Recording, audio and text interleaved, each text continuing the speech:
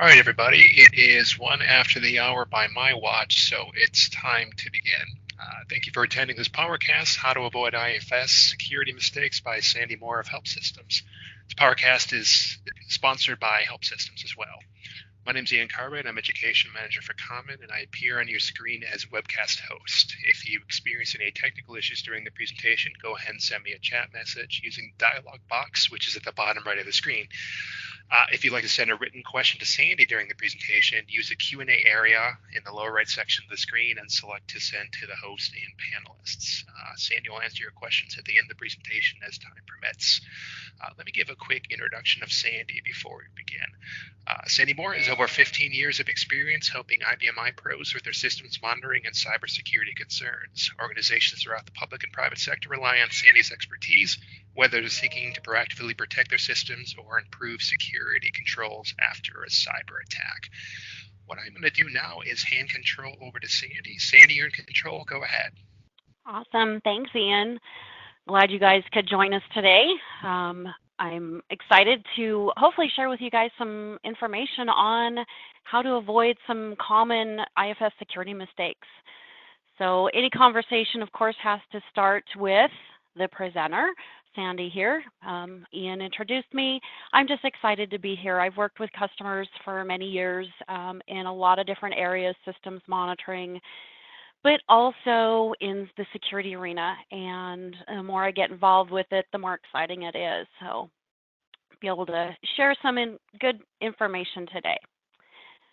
A little bit about HelpSystems security investment. You know, HelpSystems has really strived to add and create a very thorough security offering.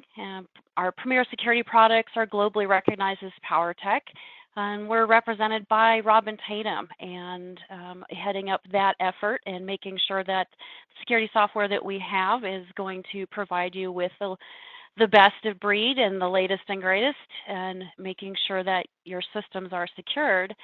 But to back that up, we've got our comprehensive IBM security services. So if you don't have the knowledge internally to secure your systems, we've got Carol Woodbury and her team that are providing security services.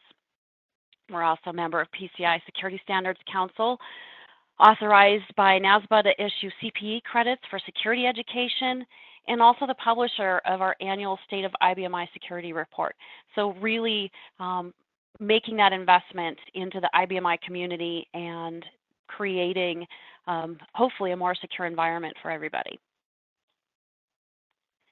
Today, we're going to kind of go through a couple things. Our agenda is to talk about how the IFS is configured.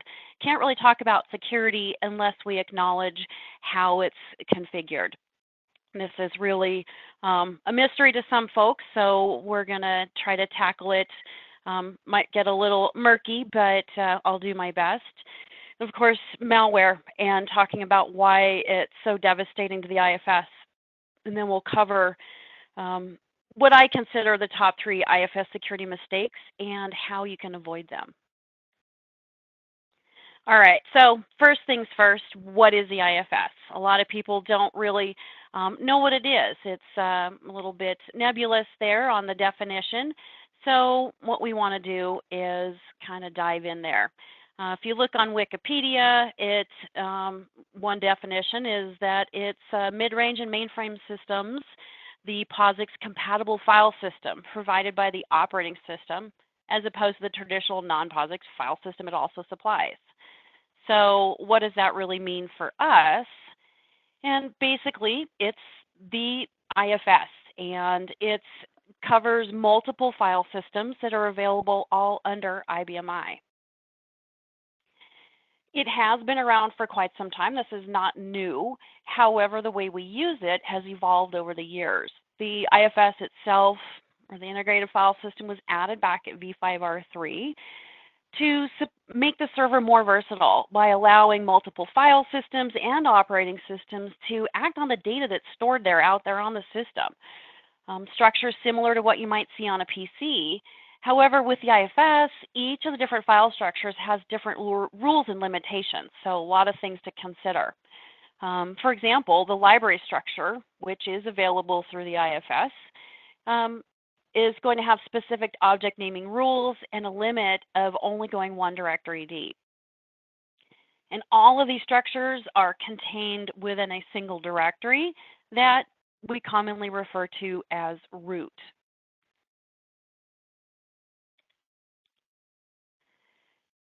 Now, over the years, the misconception is that the IFS refers to everything other than the traditional libraries and document library system that previously existed in the operating system. The document structure was originally used by IBM's Office Vision product, which enabled that green screen office type functions like mail, document editing, and calendaring.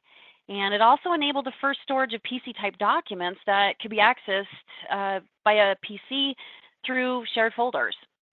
But the reality is that the IFS actually encompasses all of the file systems found in IBM I. And this includes your traditional libraries and objects that we're used to, as well as that document library system. And part of the reason that users see the IFS as an extra piece is that the traditional structures, because the entire system save process was changed at V3R1. Now, if you don't go that far back, you may not actually even have that thought process, but for those folks, and I do talk to them all the time, have been around that long, you know, they really felt that the save strategy was appropriate, but the IFS is included in that. And because that save strategy includes the IFS, everybody thinks it's separate because you have to save it in a different way. But when you actually look at a save, and you'll see that under the IFS, it skips QSYS.LIB and QDLS. So while the whole system is covered under the root, that save is going to actually save your native stuff separately.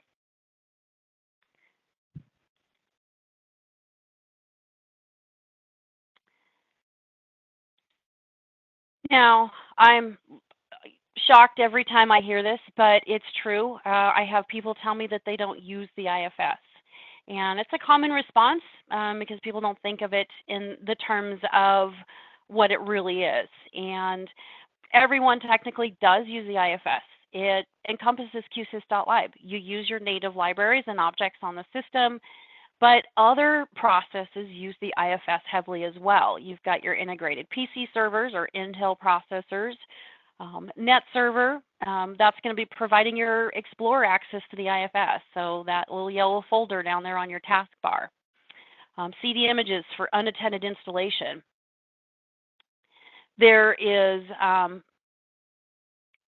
the PACE environment for UNIX applications uses the IFS heavily. IBM I Access or client access and Navigator executables are also resident in the IFS. Apache, HTTP server, Tomcat, WebSphere, Lotus Domino, and even the digital certificate manager. You know, the bottom line is that the IFS is a beneficial feature of IBM I when it's used appropriately and adds a tremendous amount of value, but you have to acknowledge that it is being used and ensure that you're paying attention to it and handling it appropriately. You know, there's always that misconception that the IBM I and all of its structures are secure. It's not. It's highly securable, and I always make that distinction with people because you can actually set things on IBM I to make the system secure, but a lot of people miss it, and they assume that it already is shipped that way. So under most operating systems, if you're not granted access to something, then you don't have access. But IBM I does have that concept of public or star public, which encompasses any user that doesn't have an explicit or specific authority defined. So for native objects, such as your libraries, files, and programs, the public authority is ship set to start change. So get is sufficient to allow a user to read, change, and even delete data. But for the IFS, the public authority to the critical root folder, remember that's the most basic level that encompasses everything, is read, write, execute. Plus it has all of the possible object authorities. native equivalent of star all authority, and I would certainly venture to guess that you would want to change this very shortly. We'll talk about the recommended settings as well. You don't want to just go in and start making changes without knowing what you're doing.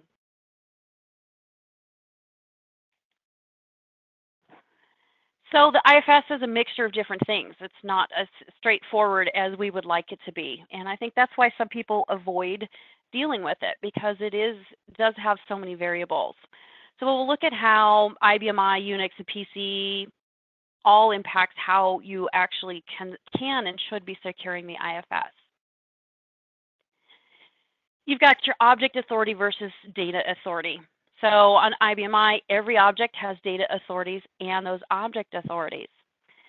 So with that, your object authorities control how the object itself is going to be accessed, and then the data authorities control what a user can do with the data inside of it. And of course, not every object has data specifically, but all of the objects still have these same two categories. The data authorities are what most of us know and think of. That's going to give you the ability to read, update, or delete that data. Execute's a little bit different, but does allow a program to be invoked or a library to be searched. The object authorities control the ability to delete an object or to rename or copy it. Want to point out that the object operational authority, which allows the object to be used, and without that OPR or operational authority, you can't do anything with it. So you can actually manually specify any mixture of those authorities, but IBM I does contain templates that you can use to set these authorities to handle the most common requirements. So, for example, use and change. Of course, IBM I, we've also got our unique authority of exclude, which is the authority to do nothing with an object. And this is actually necessary because of that public setting I mentioned earlier. If you don't have specific authority to it, you get the public authority. So that's where exclude can help start bringing control back.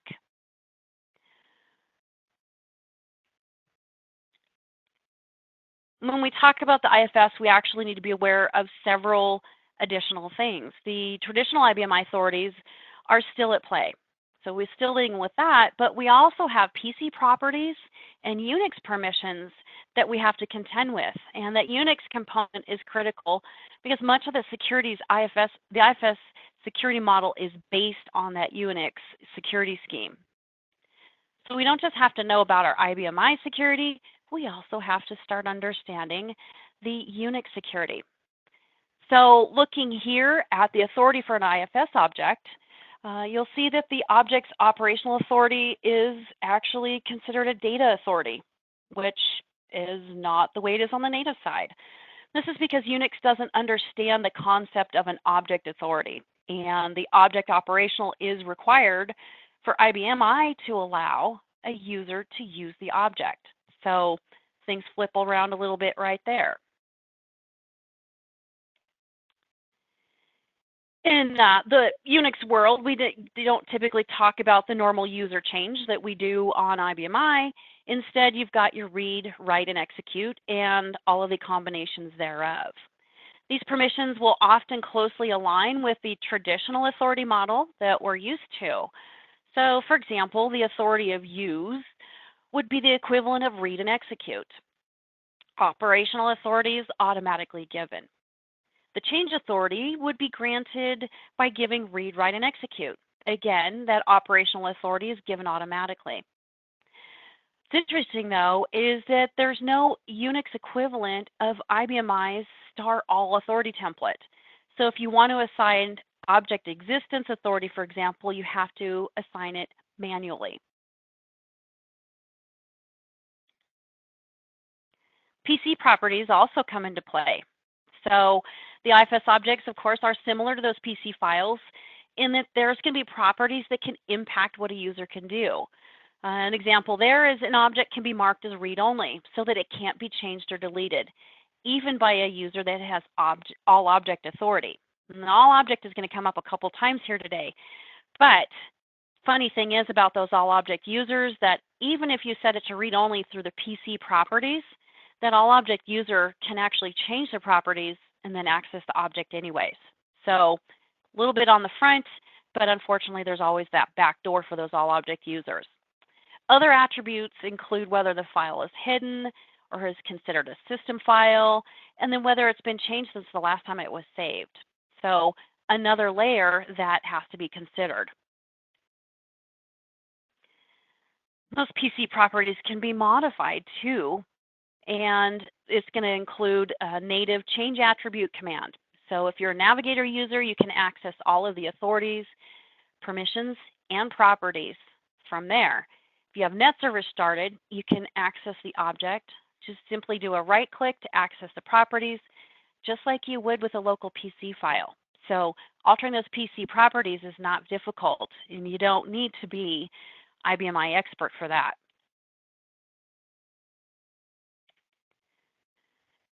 Another piece of the PC properties is that comes with a support of a checkout feature. So it allows the user to actually indicate that they're working on an object so that nobody else can perform a conflicting function on it. If you're running IBM i 6.1 or newer, which, I hope you are. We still run across shops that aren't, but you should be able to check out an entire directory and its subdirectories as well. So even one step further.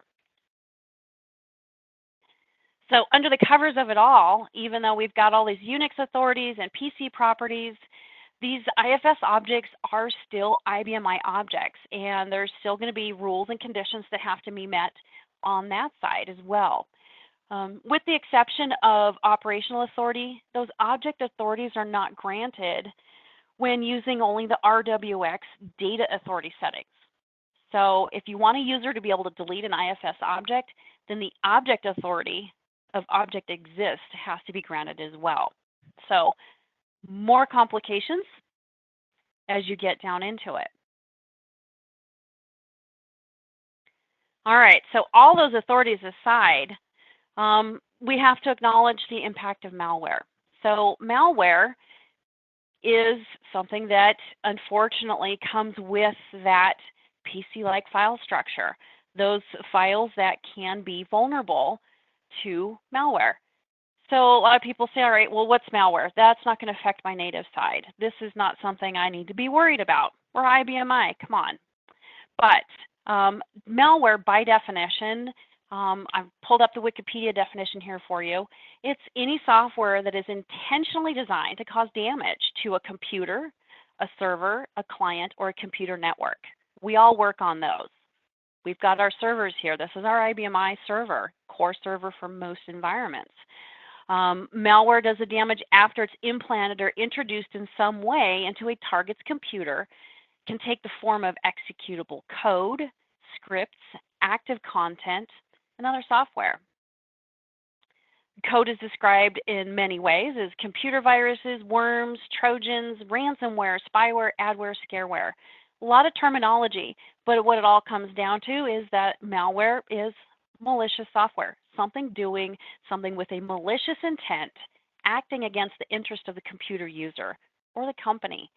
And doesn't include, though, software bugs. Those are unintentional harm. So definitely a difference in definition there. You know, this is something that spreads in many ways, exploiting known vulnerabilities or zero-day exploits, clicking on an infected ad, websites using adware, infected USB drives, phishing, other forms of social engineering. There's, point of sale is one way that the forms will take. Credential sniffing, ransomware, it comes up a lot. It's something that is unfortunately not going away. And even cryptocurrency mining. So something new that's come along that is unfortunately yet another exposure. Now, there's a misunderstanding that we hear very often that the IBM I operating system is virus proof. And what I really want to drive home here is that it's virus resistant. There's no such thing as virus proof, because if we go back to the definition of malware, it's a malicious program doing something with malicious intent. We have programs on IBM.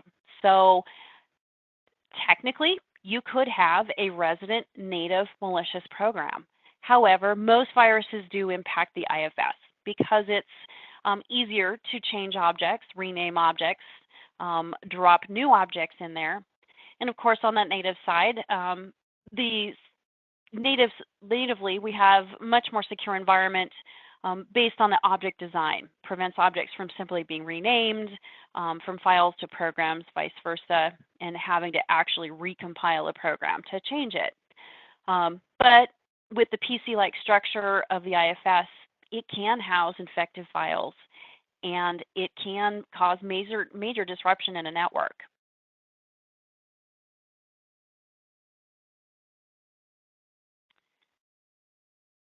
So you might be wondering how this IBM can spread viruses and how viruses can spread to it. You need to think about all the ways that you connect to the IFS and how the IFS is used, because every way you're using it is a potential avenue for malware to get on the system or to sit on the system and share up to anybody connecting to it. You know, viruses can spread to the IBM from business partners, third-party vendors, basically anybody who's sending you a file or a CD or a download. And you know, a lot of us assume that our third-party vendors are scanning their files and making sure that there's no malware in there. We assume that. If everybody assumes that everybody else is doing it and nobody's doing it, there's very likely something that is being passed around and being propagated. Even the IFS save files or IBM save files can contain those infected files.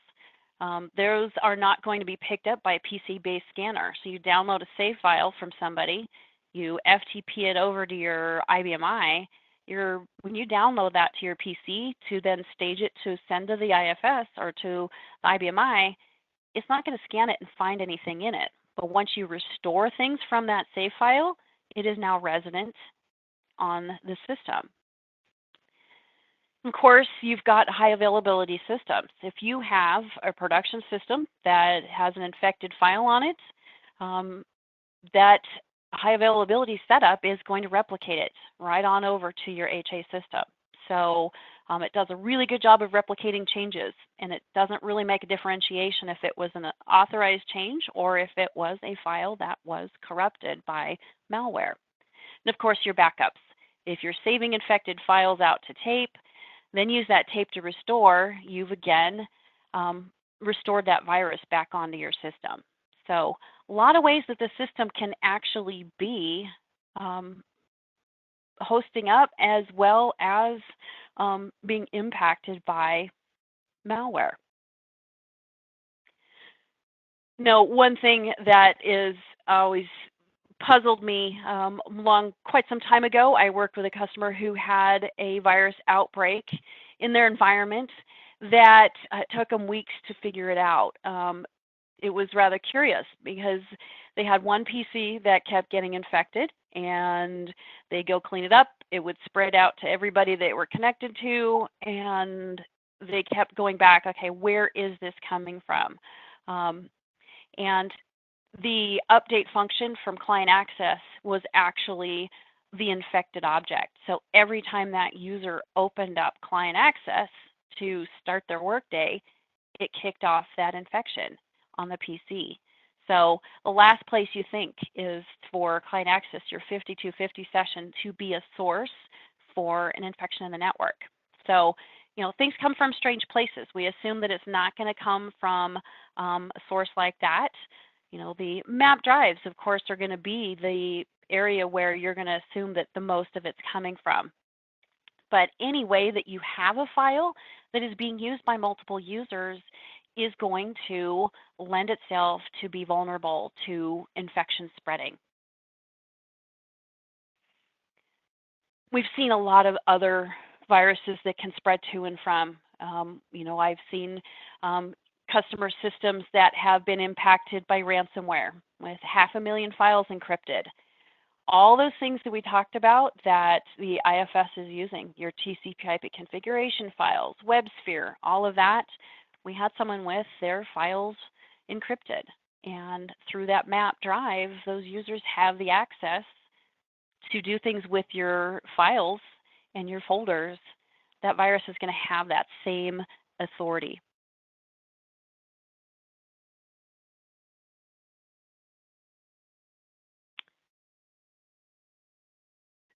All right, so obviously we've got some issues here. The IFS itself is not shipped securely, and we've got malware that can take advantage of that structure and the wide open status. So now that we know a little bit more about IFS, of course, probably is a great example of why people avoid securing it. It is confusing. There's a lot of things to consider, but we don't want you to start making the mistakes that customers often do with the IFS authorities. First thing, of course, is the IFS authorities are too loose. So we need to batten down those hatches and get that system to a more secure state. Get those IFS folders so that they're not going to be vulnerable to people taking advantage of the data or malware getting in there. Everything, of course, starts at that root. It's configured to be with appropriate security settings, but those vendor and user directories are where you're commonly going to see the security configurations not quite right. You have to be careful, though, and not over-secure the IFS because the operating system depends on it, and many of your jobs depend on it and functions on the system.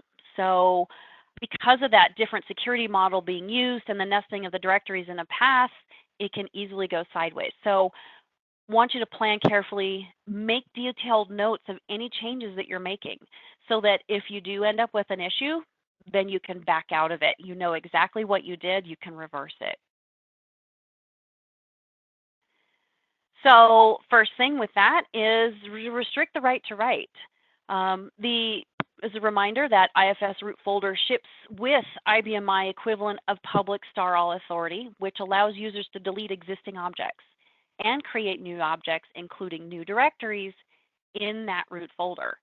So recommendation is to first revoke the ability for end users to create new objects to root. Using star R, they can still read the contents, but that may not even be necessary because really there should be no objects to read and they don't necessarily need to see the folder paths. We can actually revoke all of the object authorities as well because there's really no need for users to delete objects if they can't create them in the first place. Remember that we are talking about the public here. We're not talking about specific users. They may need privileges to this, but we don't want it to be granted to every user. And just as with your native objects, again, that all object special authority overrides any restriction you've put in place. Got to keep in mind that a user requires X authority for each directory in the folder structure. However, without R, they can't see the contents. So to browse, they need X. R will give them the ability to see what's there. Really want to consider what a user should be able to access. Do they need to read or write the contents of the parent folders or just simply navigate to that subfolder? One caution, though, is that you don't want to put the public authority to exclude. Access is necessary for users to get to those subfolders for things like IBMI access as well as those system processes. So making sure that you don't, again, over-secure it, but yet pull back and not have it exposed. So rather than having users accessing miscellaneous directories, creating random new directories, I've seen it, I've heard the stories, we suggest actually providing users with working directories. And it's going to be a lot easier to contain, to monitor who's doing what. Creating a directory under home for each user is one way that can make it easy to manage and restrict authorities based on each specific user. Granting execute authority to the parent directory, home, will allow the user to navigate to their subdirectory without actually being able to see the contents of the home directory. You're also going to exclude the public from all of those personal directories. So basically, Sandi's only going to have permission to Sandi's home folder, Nobody else can see Sandi's home folder. Then, of course, you're going to have Sandi have permission to read, write, and execute to her own folder. And of course, there's QSYS.LIB to consider. That file structure under the IFS root directory is to your native libraries and objects. And there really is not a lot of legitimate need to see the QSYS.LIB folder from the IFS.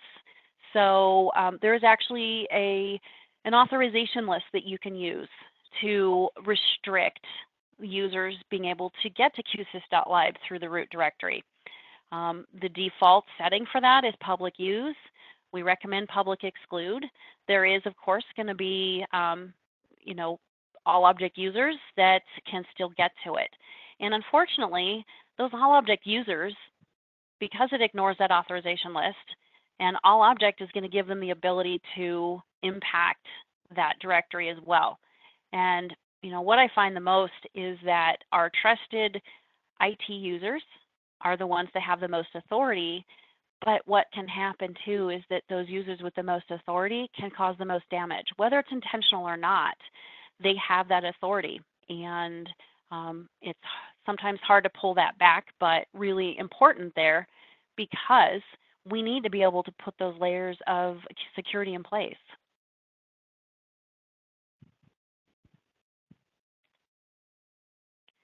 Managing your file shares. So that's, another part of that IFS security. Those file shares are how those users are accessing directories. And, often we'll do an audit and we'll find that there are shares defined that nobody knows what it's for. And, people are, I don't want to take it away. I don't know who's using it. That's actually probably the best reason for taking it away. If you don't know why it's there, it's likely that it's a legacy share. It's something that somebody created because they couldn't figure out how else to do it. But you really want to have the knowledge and know who has it, who doesn't, why do they need it, what are they doing with it. We'll find on some client systems 10, 20, or even 50 shares that they don't know what they are. So, obviously reviewing and eliminating those unnecessary file shares will help to pull back and get control there. Making the shares read-only wherever possible. If your users don't need to change or add files, read-only. It reduces the potential for mistakes. And then grant only X permission to the folders in that shared path. So making sure that they can't read anything, but they can still browse down to the directory that you wanted them to be able to get to. And then, of course, the biggest one here is do not share the root folder. I've looked at over 500 customer systems, and, from time to time we get the, hey, we've got a process that's in place that requires us to share the root folder. And going back to all of the previous conversation we've already had, that is going to expose the entire system, including QSYS.LIB. So unfortunate when it happens. Strongly encourage figuring out how you can back that out if it's set up that way.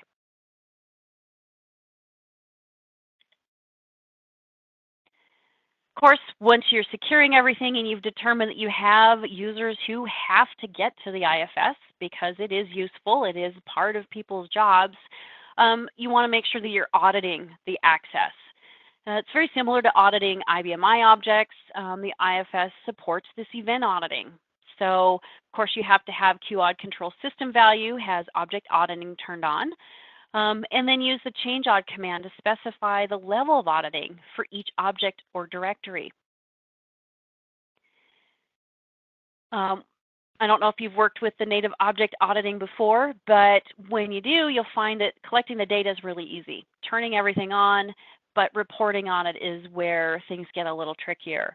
One option is to supplement the operating system with an exit program solution. So not only are you auditing what's being done, but you might have an easier way of reporting on it and getting even additional layers of control. We're going to talk about that here more in a minute. So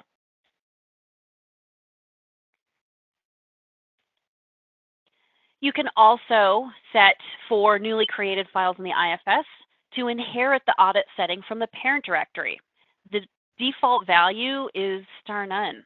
So there's two basic settings, change and all, which says audit for changes or reason changes respectively.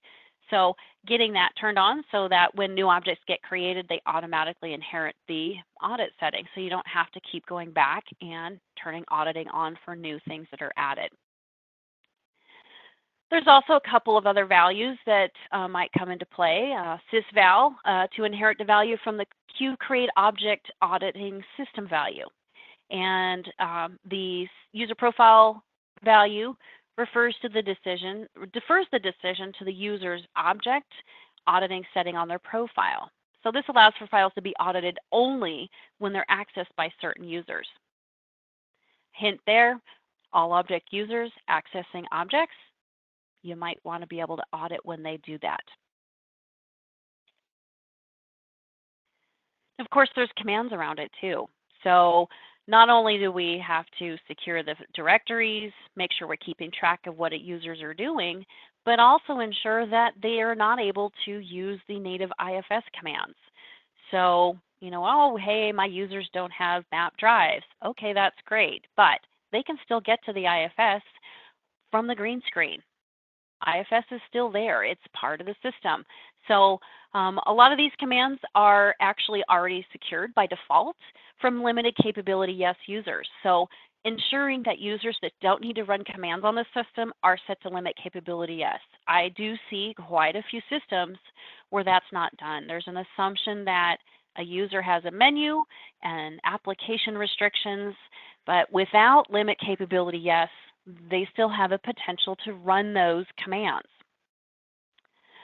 Command-capable users may have access to be able to run work link.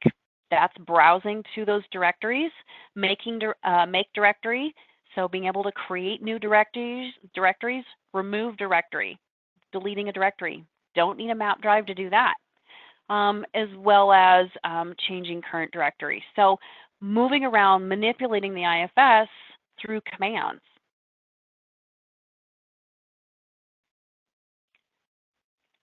So of course, there's also other commands that need to be considered as well and secured. Being able to move files and manage files, the copy to and from stream file, copy to and from import file, work authority or change authority, change owner, and then a save and restore. Bottom line is that you want to make sure these users are not leveraging the IFS to gain access to information in ways that allow them to duplicate data for offline access, or that they have access to application structures that they really don't need to be in. I'll remind you again, from the root directory, QSYS.LIB. That is your directory structure, your native objects. So being able to copy them might not be a good thing. So, we do see that, using adopt authority is a great way to get users to be able to do things without giving them explicit authority. However, you have to consider that the IFS does not support the adoption of authority. So it can actually present a new challenge because a lot of these applications are built on that foundation. So you want to start thinking about how else can we not give authority, but still allow things to happen. Profile switching is actually supported for the IFS. So using the IBM provided APIs can help you to switch a user to a more powerful profile, or even better, switching them to a less powerful profile. There's tools for that. We have our PowerTech Authority Broker, where the users can temporarily elevate their authorities. If they're on a command line, absolutely, that's something that's going to be helpful. But if a user is going through a map drive, how about using an exit program and switch their profile when they connect to a less powerful profile? That actually might be not a bad idea. All right, so that takes me to mistake number 2, not having exit programs in place. So we have basically an exit program allows you to implement the ability to audit and control those actions that affect the IFS. We've already gone through and talked about the authorities we're giving users. These users have access to the IFS. They need it, whether it's from the native side or if it's FTP and they're pulling files or putting files on the system, or if they have that map drive and you're using it for document storage, you have to give them access. But we want to make sure that they are not doing things inappropriately. And of course, we've got those all object users that we need to address as well. So that exit point enables a process that you can interrupt the user written program. So you can actually put a layer in place that gets called before the user gets to their native authorities. This can even help if you don't really want to go down that road of reconfiguring and figuring out all those different authorities for the actual IFS directories and objects, is getting that exit program in place where you can easily say, my users for this group profile can only read this directory. Simple enough. Even though they may at the OS level have authority to it, that exit program is getting called before you get to your native side. There's of course exit points for FTP and ODBC as well. FTP is, of course, that other way, external access to the IFS. Change name format, and you are now in the directory structure instead of the native libraries. So with the exit programs, you're going to be able to audit and control those user activities. The numerous functions that you're going to be able to keep track of and even prevent, of course, with those exit programs, including the navigation to directory paths. We have on the native side that these directories and objects are open to the users, but with the exit program, you can say, no, you can't go down that directory path. No, you cannot create any files in that directory. Oh, wait a minute. We don't want you to be able to delete files in that directory and even track just when a file is opened. This can either supplement or augment the IFS's own security model. So it's effective on all users, like I said, works with those all object users. We're going to be able to invoke that authority before the native authority checks. So going back to, again, those users, our IT users who have all the power that they want, they've got the keys of the kingdom with that all object authority, and that's fine if they're going through the green screen. We've given them access to that. Doesn't mean they need to be able to access every directory in the IFS. May not be required for the job. So being able to pull back and restrict based on that specific information. Here's an example of recording those users' activities in the IFS using an exit program. So you can see here on the red, we've got Sandi was rejected going to the file server trying to navigate to the payroll directory under home. So my profile is all object authority, but because that exit program is that layer of control, we're able to stop that activity. But because we do need to allow users to have access to the system, it's not an all or nothing. You can actually set in your exit program to allow the appropriate activity. Sandi is allowed to get to Tom H's directory. Okay, I can get to the root directory. That's a big no-no, but those of us in the administrative side tend to give ourselves too many privileges. So being able to record and stop inappropriate activity, but also show what people are doing is critical, especially when you're dealing with sensitive data. PowerTech Exit Point Manager gives you that ability to create those rules to allow the appropriate activity while blocking the inappropriate access.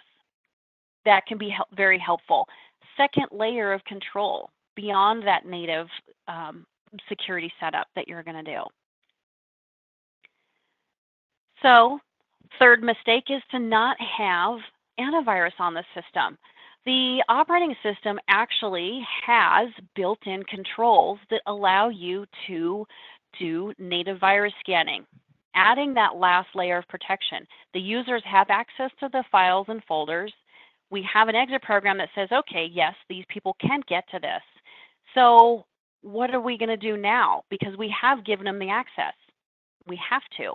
But the fact is that those people that have that access, if a virus is on their PC, that virus has the same access as the user, and that's where you can really be impacted. So adding this layer to use and integrate with the operating system to do on-demand scanning, so a batch job that goes through and scans all of those IFS directories, making sure that nothing's stored out there. You've got, of course, a lot of ways that files get onto the system. We've talked about that. FTP, vendors. I'll go back to another story. We had a company who had an infected file in their IFS, and it came from a third-party software provider with one of their updates. They had a file in their directory that was infected. So it comes from trusted sources, unfortunately. So that's where making sure that you're going through and scanning that file structure. We also have open and close scanning. So on-access scanning, when a user opens a file through a map directory, scanning the file to make sure it's not infected, that it's not going to spread to that PC. But you also have to consider a PC infecting. So that's where the scan closes. So making sure that this file structure is not hosting those infections to be shared out. If you share files with your customers or with your business partners or even your vendors, you want to make sure that you're not giving them malware either. So it's a two-way street we need to consider. There's also the object integrity. We've talked about how the native side technically can have malware. So with commercial antivirus solution, you're going to have that object integrity checking, making sure that you don't have patched programs that are user programs that are patched to behave like a system state program. That might not be appropriate. And also alerting, so you know, in fact, that you have a virus that is in your network, and checking those message queues to see, hey, we do have something out there, identify who it is, and then make sure that that user's PC is evaluated.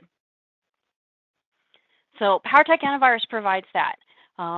Full integration with the operating system. We didn't go out and decide to create this antivirus software because that's what we wanted to do. IBM realized that this wasn't a potential problem. That's where they built in those system values and created those exit points and put an attribute on every IFS file that has a scan status. I encourage you to check it out for yourself. Do a work link.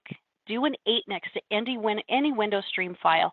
Page down to the bottom. You'll see your object scanning status. Right now, if you're not scanning with a native antivirus solution, every stream file in your IFS is going to have a scan status of star required. So in order to actually invoke that scan, you have to have a native tool.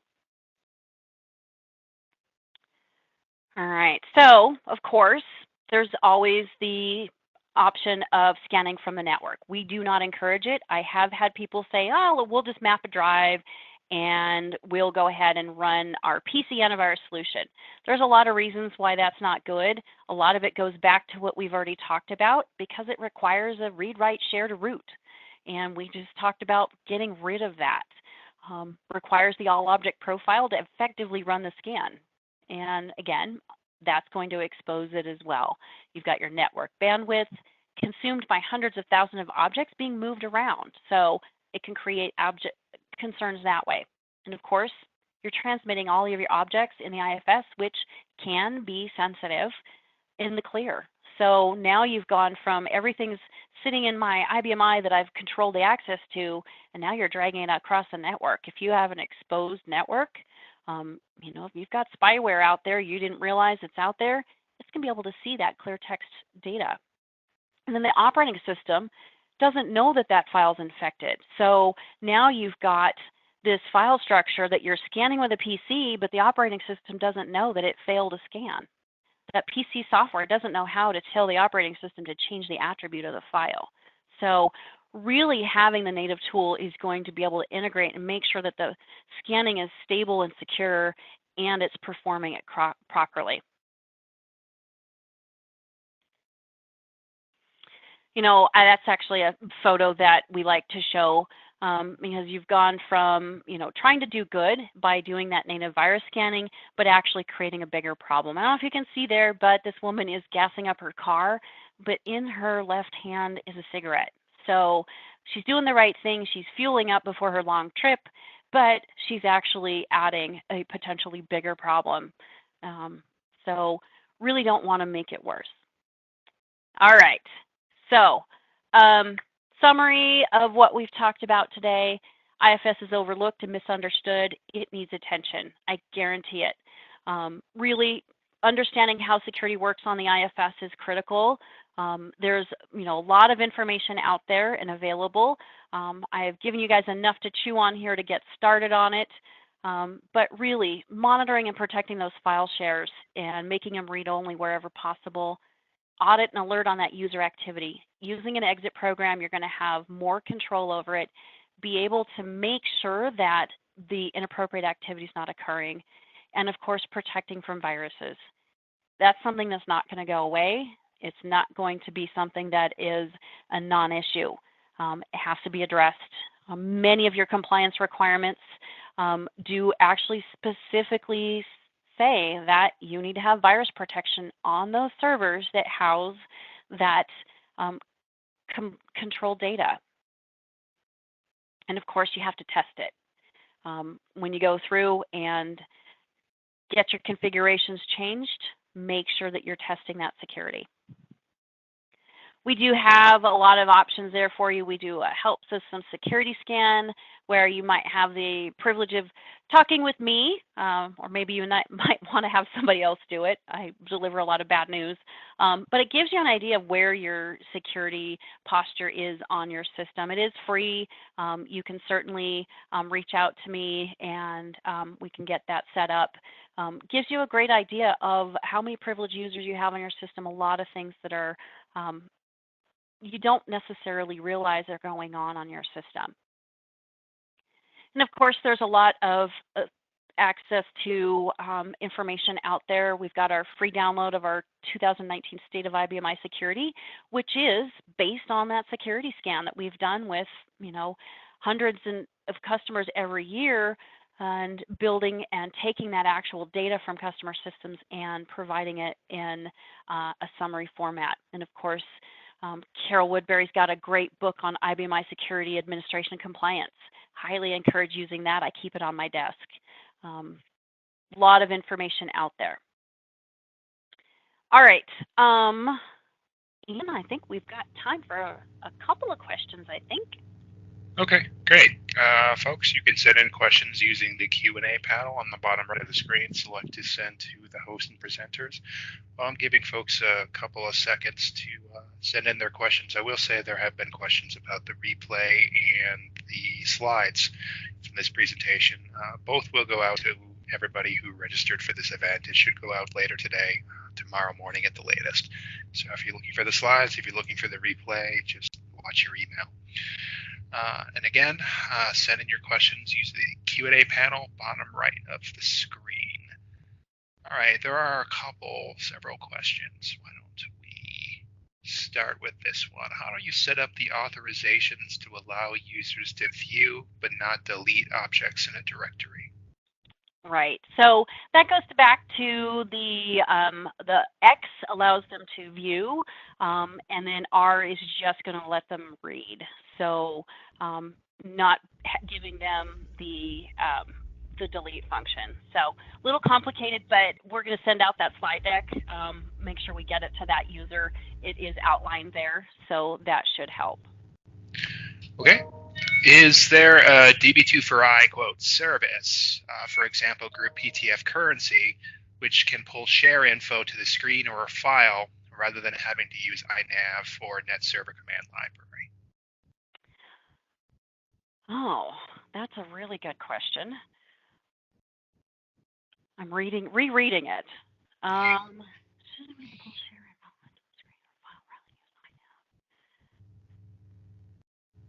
I'm not sure about that.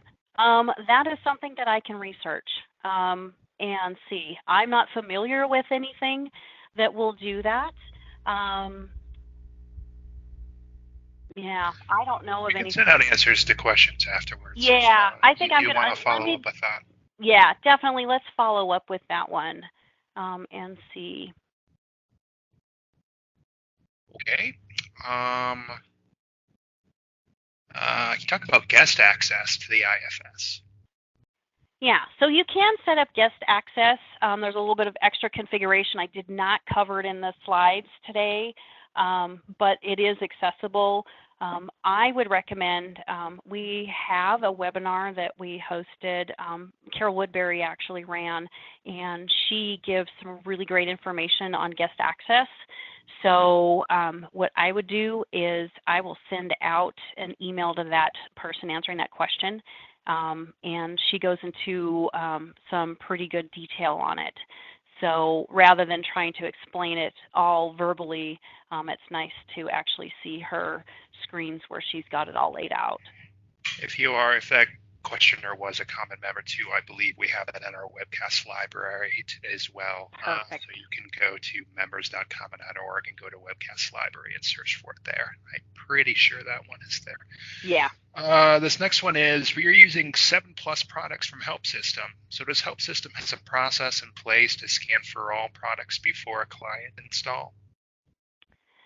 So I'm trying to figure out really where that question is going, and I was looking at that one. And we scan internally, so we ensure that we are not sending out anything that is infected.